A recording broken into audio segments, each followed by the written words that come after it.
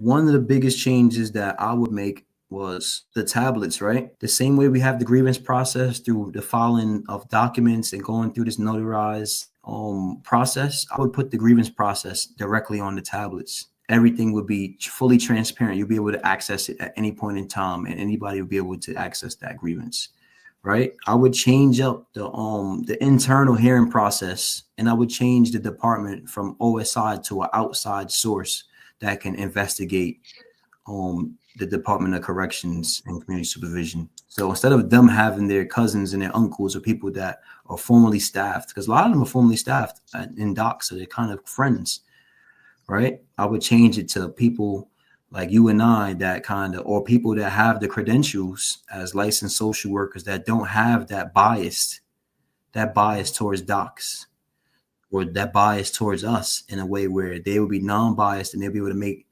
decisions without that immunity and without that discretion, right? That's another thing I would change. Another thing I would change is the fact that they have outdated trades. The trades that they provide for you when you're released from prison, you don't have an OSHA 40. You can't even step onto a construction site or into any of these trades that you want to partake in.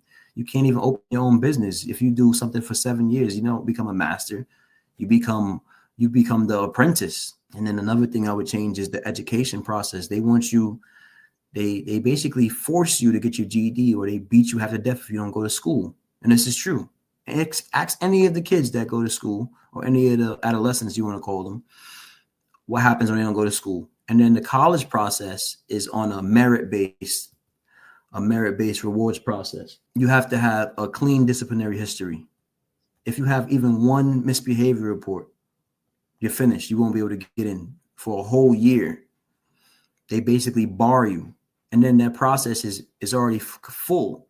So you'll have approximately 10 students for a whole year within this college process. And then they give you remedial credits. They don't even give you the credits that actually account. So I would change that process too, to the fact where you have to remember, these are our neighbors being released.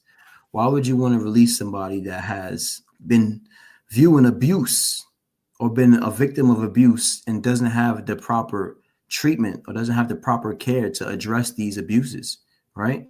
If I witnessed somebody being stabbed or being jumped or being brutalized, or if I was in the box for this amount of time and I don't have the mental capacity to actually come home and reintegrate in society, why don't you provide the proper care? Why would you give lesser than when you know a person is going to be released soon? Why would you circumvent the law? If you found value in this video, please like the video, comment below. Don't forget to share the video. And if you feel that I've earned it, please subscribe to the channel. My goal is to give you honest and direct feedback and go deeper than what the mainstream media is telling you. Take care, God bless, and see you next time.